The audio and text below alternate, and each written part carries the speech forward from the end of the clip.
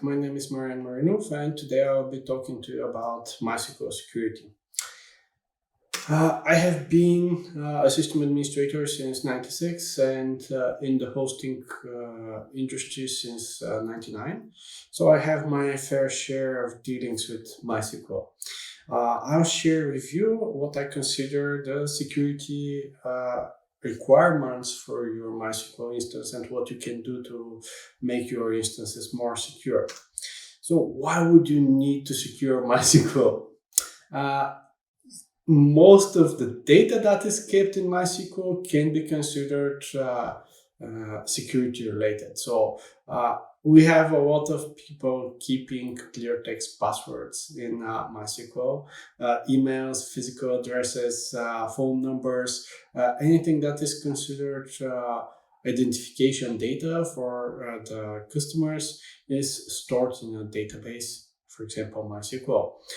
Transactional information or sessions also can be kept in MySQL.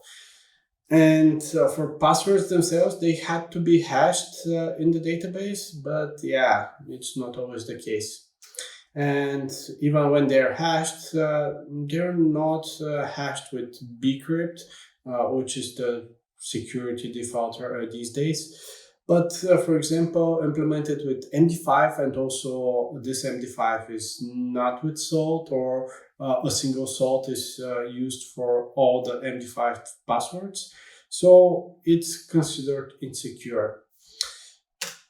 Sensitive data should be symmetrically encrypted. However, this poses problems for your current application. So if you want to search for the prefix or the suffix of a certain email or phone number or pattern of an address, you can no longer do that, because if your data is already encrypted, the only way to query it is to actually decrypt it. So you either have an exact match or you don't have any match at all. For this problem, there are solutions, partial solutions, that can work with mapping parts of your data into smaller hashes and selecting on those. However, this is not a good solution for most of the applications, and it requires a lot of changes in the applications themselves. So other than the database itself, there are other places where sensitive data can be located, like your logs, error log, binary log, relay log, general log, slow log.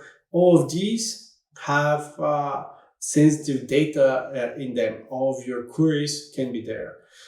Temporary data, like create temporary table, or temporary tables that are created during big joins. These include information that may be sensitive. Your actual data directories can be read with vault data, and also can be written to with selecting to out file. So this is also sensitive. Now let's focus on how to secure that thing.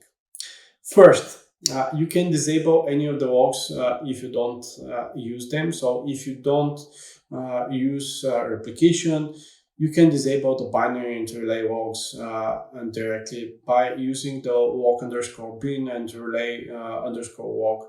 So these are the Boolean options to disable these these logs. Or you can simply change where those logs are stored. So when we secure MySQL in a second, in a minute,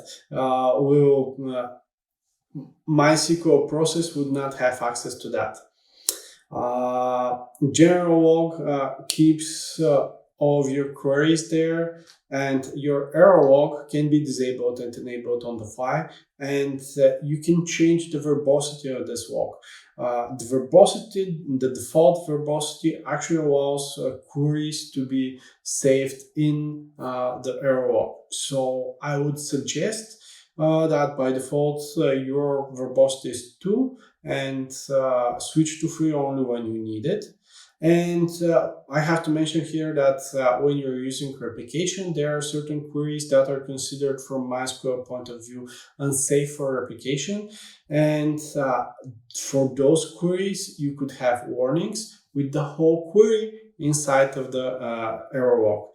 You can disable that by using the walk statements unsafe for bin walk option and disable the logging of those queries. The other thing is the slow walk. Slow walk is pretty specific in what's happening with that query. So you define a query to be slow if the time it takes to produce an output is longer than the value of long query time. Other than that, you can disable and enable this walk file with slow query walk Boolean option, and then slow query walk file is the location where you keep your slow walk. In the slow walk, you could actually walk also admin and slave statements, and most probably you don't want to walk admin statements because they're like the grant, create user, and so on. So most of these would be sensitive. Walk slow slave statements, that is when queries made from the slave clients are slow. Again, I would advise you to disable this. Then the temporary folders.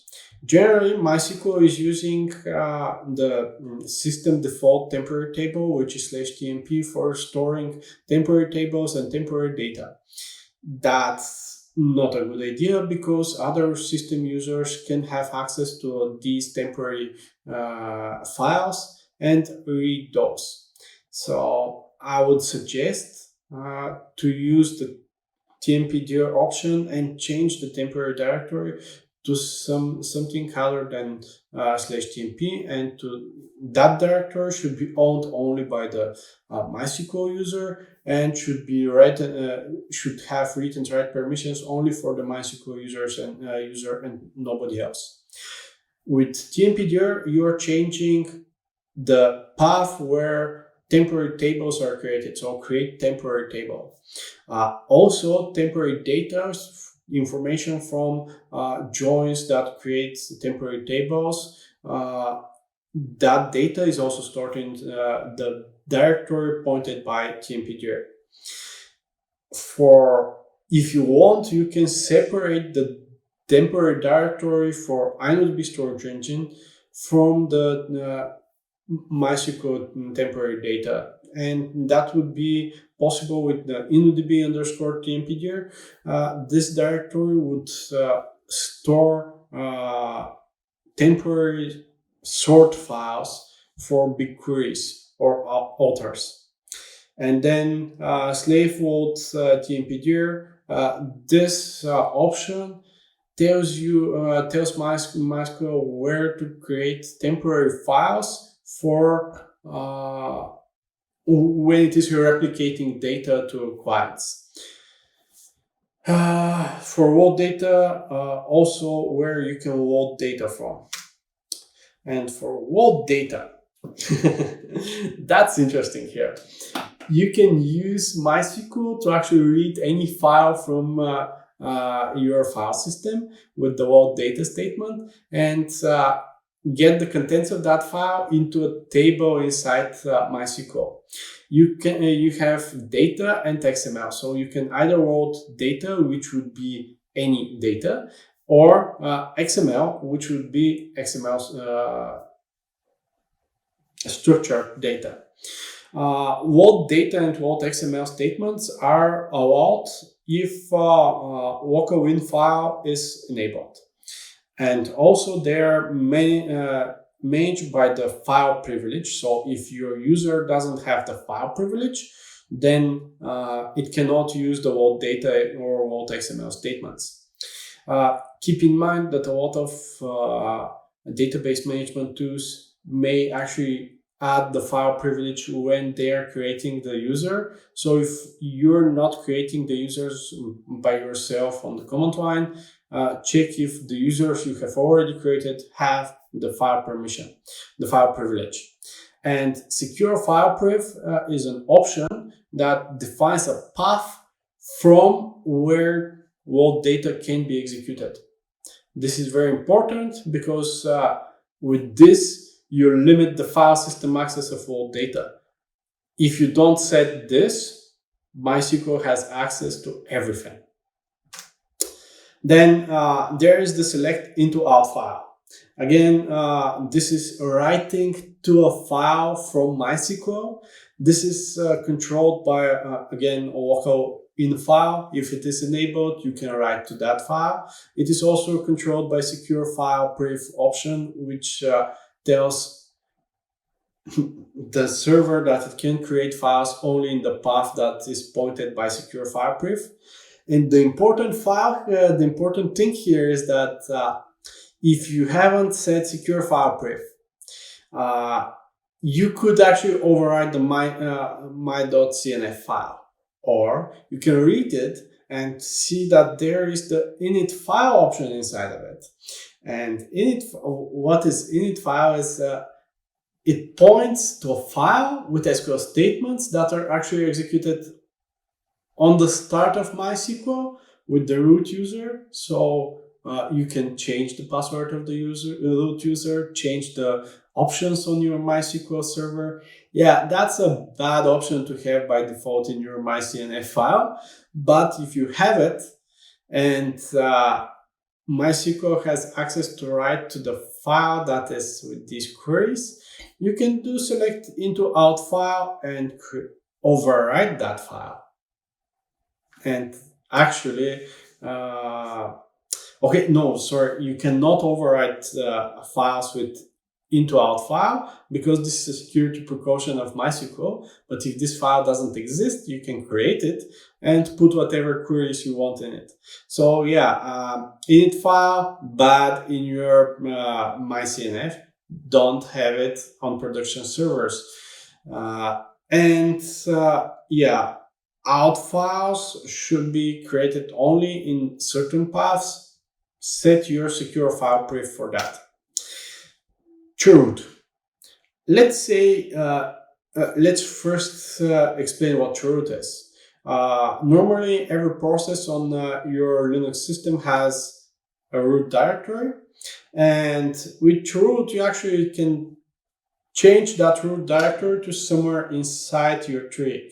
And if the process is chrooted into that directory, it can see only files that are going inside there, lower to the tree, and upper directories you cannot access. So when MySQL executes the chroot system call, it can no longer see any files that are on the top of that tree. So in our case, we are chrooting to varlib MySQL, so MySQL cannot access, for example, etc/tmp and so on as directories, because he's searching for those directories in varlib MySQL, because that's the root directory for it.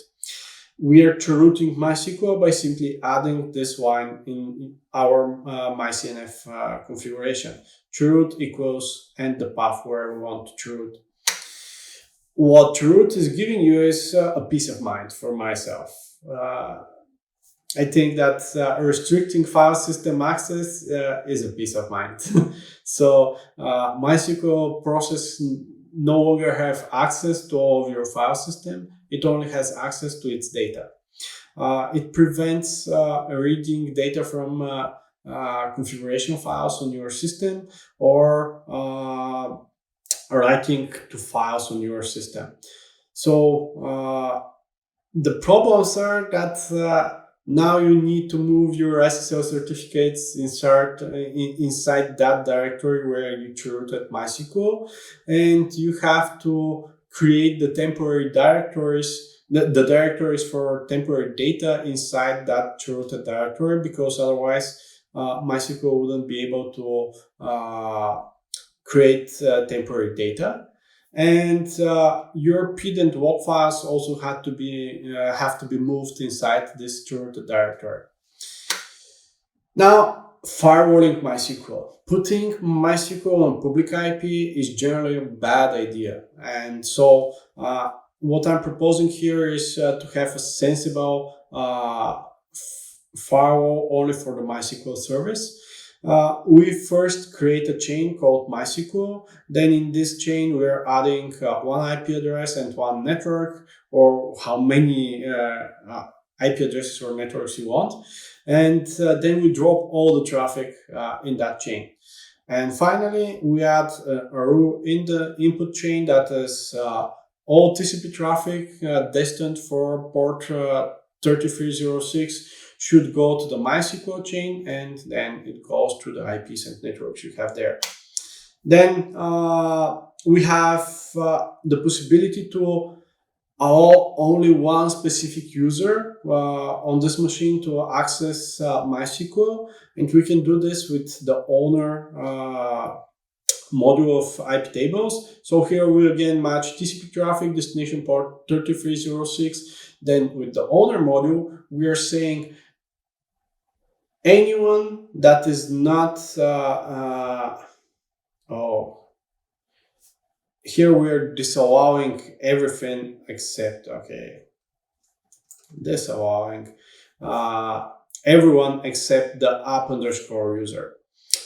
Then if we want to allow multiple users, that would be again with with creating a chain that would be, for example, MySQL_out, and then adding the users that we want to connect to MySQL.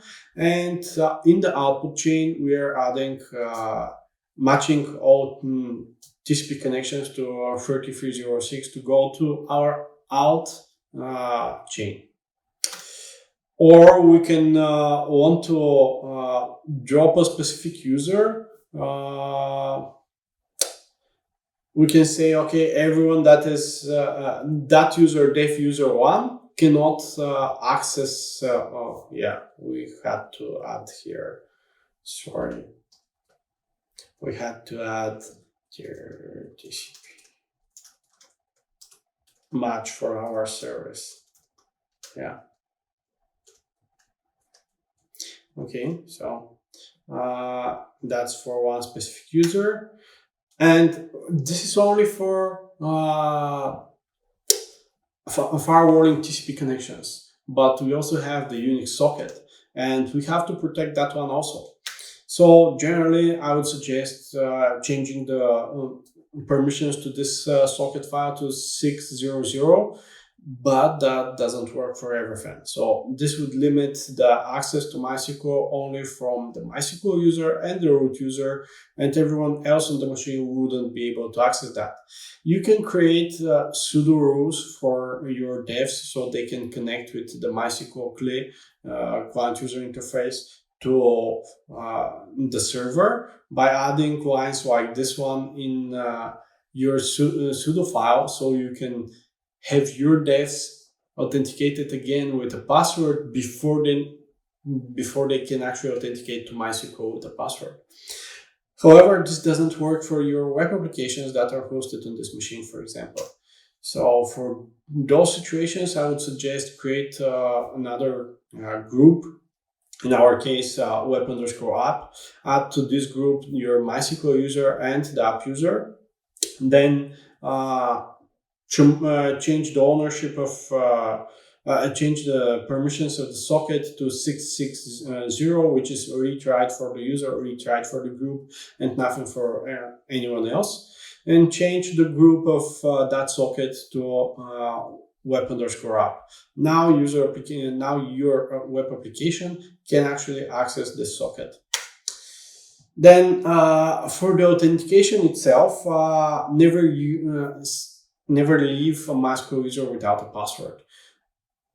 I believe that this is obvious, but I have to iterate it. Never leave a user without a password.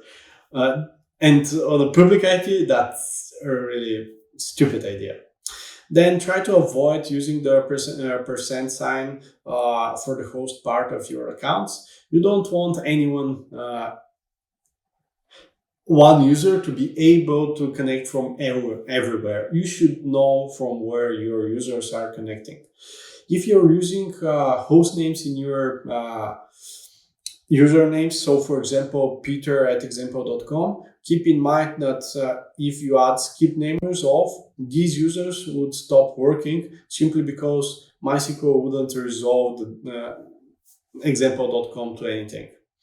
Do not set old passwords to 0. Don't use the old password mechanisms at all. Before 4.1, MySQL 4.1, the password hashing mechanism of MySQL produced a hash result string that was only 16 characters long.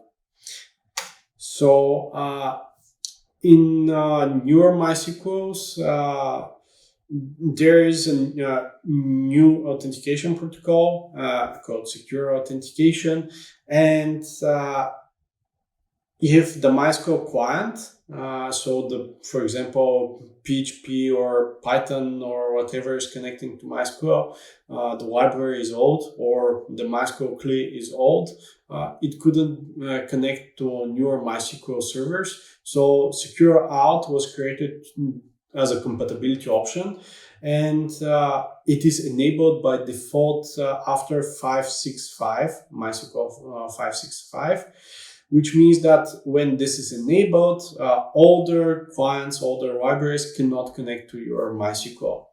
And for the old passwords, let's see, 16 characters, a result set of the hash. This is very easily crackable. And then you could use the MySQL native password plugin, which produces 41 characters long hash result, which is not bad, but I would suggest not using that also. Why? Because we have the MySQL on SHA-1 attack, I think 2017 or something. So how does it work? You have the SHA-1 of your password stored as a variable y here. Every time a client is connecting to a server, the server is sending to the client a salt. This is a randomly generated string that is sent to the client. Then the client computes a token or a session that is called x, and x is equal to SHA-1 of the password XORed by SHA-1 of the salt plus SHA-1 of the SHA-1 of the password. And the server is verifying this with taking a SHA-1 on the result of x, which is what it received from the client, XORed by SHA-1 of the salt and of the SHA-1 of the SHA-1 of the password. And if you haven't understood me by now, the problem here is the pink highlighted SHA-1Y. This is if you have access to the SHA-1 of the password, which is stored in MySQL user table, and you can sniff the connection from the client. Now you could actually connect to the MySQL database without using a password, but only with the result of SHA-1 of the password, because we essentially created a clear text string that we are using for authentication here. So yeah, this is by design. So no, that's not a good idea here. If you have access to the MySQL user table, most probably you don't care about directly connecting to MySQL, because you obviously have access to the files of the database itself. So this attack shouldn't be a big issue for you. However, the next thing is that a little over a month ago, Percona posted this thing on their blog, and they suggest that for 2 hours and $20, you could actually crack an 8-character long MySQL password. And this is the hashed SHA-1 password. So because of this, I would suggest you to use the SHA-256 or cached SHA-256 password authentication plugin of MySQL, because this would allow you 2.8 years before your password, 8-character long password, is actually cracked. So yeah, use SHA-256. Now, I would also suggest that if you're using large clusters, move your authentication out of your MySQL instances to LDAP or PAM authentication, so you could have a centralized authentication method for all of your servers. This also means that your usernames and passwords are not stored in your database. Only the usernames are you can find there for the permissions, but the passwords are stored externally and nobody has access to them. Account security. Obviously, I hope you know that the super privilege should be given only to the system administrator, to the system administrators or DBAs. But you have to keep in mind there are application client and application slave permissions. When you give these not permissions, privileges to an account, with the application client, that account could actually get the information on which binary file you are on right now and which at what position in that file you are in. With the slave option, you could receive all the data that is currently that has to be replicated. So you can set from which binary file you want to read and from which position, and you can dump all of this data. The file privilege should be given only to accounts that actually need to save data to the local drive or read data from the local drive. I would suggest that you don't give this permission to anyone. And now let's consider some options. Let's go over some options that I consider security related. We have talked about chroot, old password, secure out, local in file, init file, plugin there now. You can load shared object files into the MySQL process space, which are called plugins, and you can define with plugin there where these plugins are located. If I'm able to change the plugin there to something that is controlled by me, I can load whatever file I want inside MySQL, inside the MySQL process. Now, keep in mind also that if I have the file privilege, I could actually create that file in the plugin there. So that's not a cool situation to have. So this again, for the file privilege, we have this secure file priv parameter that can be used to limit where we can write, and we should use that because, for example, the plugin there, the init file, and so on. Skip grant tables. You may be tempted to add this option to your development MySQL server in the office, but you have to consider what data you keep in that server, because now with that option, everyone in your office has access directly to all of that data, and he only needs to know the IP address of the MySQL server. Another solution would be, another situation would be where you don't want actually networking for your MySQL. You want MySQL to be accessed only via the Unix socket, so you can add the skip networking option. And usually you should combine those skip grant tables with skip networking, so your MySQL is accessed only on your local server. Combining skip networking with the permission changes that I showed you for the socket would give you great security for your MySQL. Skip show databases.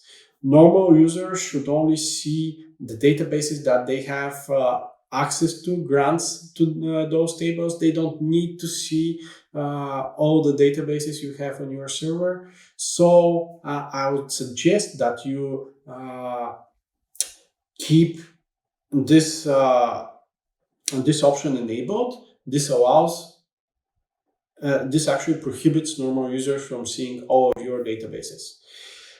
Safe user create, when you're creating a user that can grant permissions, you don't want this user to actually have access to the MySQL user table.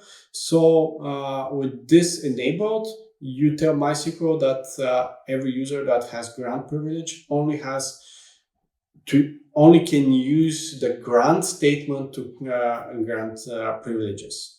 Then allow suspicious UDFs. This is connected to the plugin there option.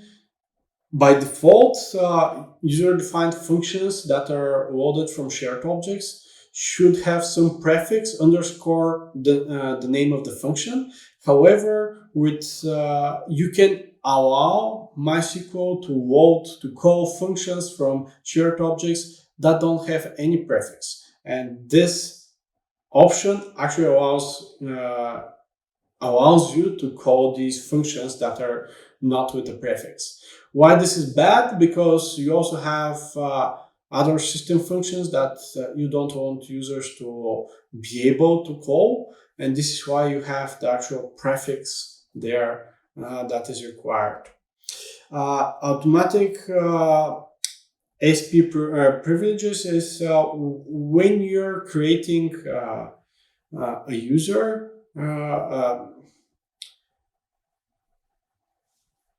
not a user, sorry. When you're creating a stored procedure, that user is also granted the execute and alter routine privileges for this stored procedure, and not only for this stored procedure, but for this user as a whole. So I would suggest disabling this, because this would add transparently for you more permissions to the user. And okay, it also, when you are removing the stored procedure, it's dropping those privileges, but I would suggest you to do that by yourself, okay? Temporary dir, slave world temp dir, I already covered. Default temporary storage engine. When you are creating a temporary table, it has to be created with certain storage engine. So you can define which storage engine you want to use. Will it be MySam or IODP or whatever? So you can change that to the memory storage engine, for example, and all the temporary tables would be created in memory.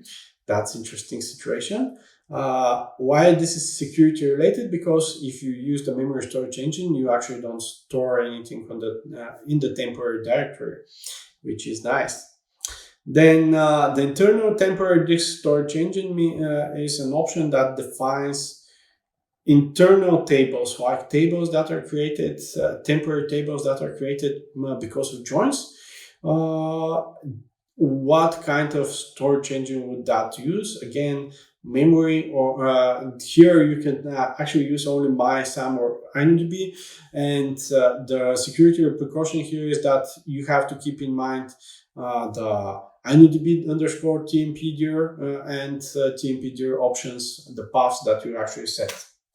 Now, something that I added to this presentation just before I started this talk was the Escrow Security. When you're creating a stored procedure like here, the standard security model of MySQL is when you're calling this procedure, it would be called within the definer username. So if I created this procedure with admin at localhost, and I'm calling this procedure from Peter at 10.0.0.1, then this procedure would be executed with the account admin at localhost, which has more privileges than Peter at 10.0.0.1. So yeah, keep in mind that most of the times you most probably want the security, the escrow security of your procedures to be invoker and not definer, which means that when you call this procedure, it would with invoker, it would be called with the security context of your current user instead of the one that created it. And keep in mind that for triggers and events, when they're executed always with the definer context. So this is a big security concern here. And encryption at rest.